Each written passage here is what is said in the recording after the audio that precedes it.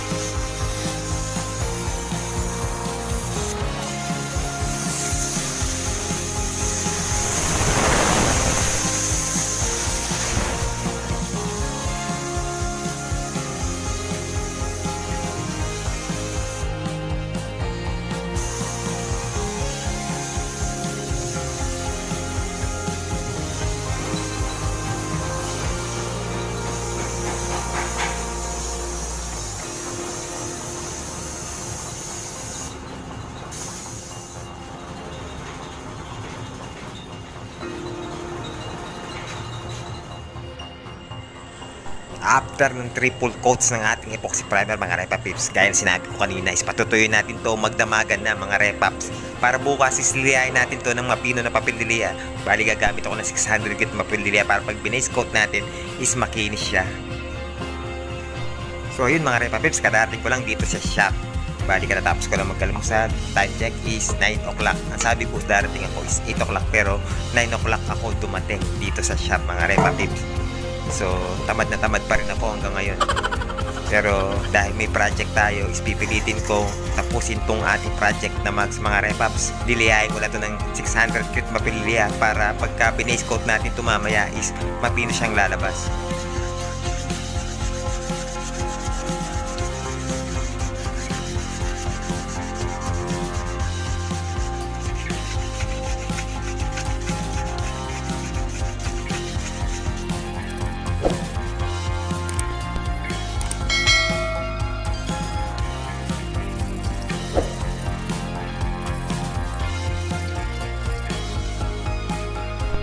Ito nga pala yung kulay na gagamitin natin sa mags, mga Repa Pips. Bali, binili ito ng client natin. Pinatimpla niya to sa paint center. Nagpakita siya ng kanyang sample na kung gustong na kulay. Ganito yung kinalabasan na tinimpla nila. Bali, urethane to. Ang kanyang ratio na gagawin natin dito is 3:1:3, mga Repa Pips. Ito yung kanyang catalyst. So, need talaga na pag urethane is merong kasamang catalyst yan, mga Repa Pips. Pag bumili kayo sa paint center, kailangan may catalyst, Siyempre, yung ating thinner dito is urethane, mga Repaps. Uulitin ko lang na ang ratio ng ating base color dito is 3:1:3, mga Repaps. Base is 3 parts, 1 part ng hardener, pagkatapos 3 parts ng thinner. Siyempre, ano pa bang gagawin natin dito is umpisa na natin itong pinturahan ng kulay gold, mga Repa Pips. Bali, ang ginawa ko dito sa umpisa is miniscoat ko lang muna. Tapos nag-interval ako ng 15 minutes bago ako mag-second coats.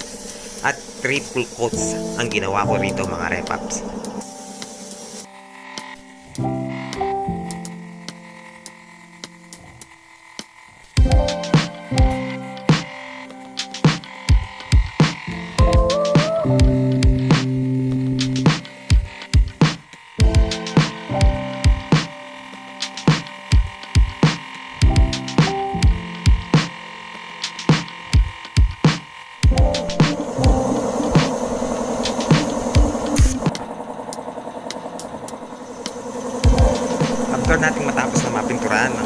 Pips, huwag natin kakalimutan i-top coat clear. So need natin i-top coat clear yan para matibay at nakakikintab pa siya mga Repa Pips. So bali ang ginamit natin ditong top coat clear is yung Ansal urethane na top coat. Tatandaan nyo mga Repa Pips na kapag ka gumamit kayo ng urethane na base color is huwag kayong gagamit ng acrylic automotive top clear. Dapat urethane din yung gagamitin natin para hindi siya mag-wrinkle o magkaroon ng reaction.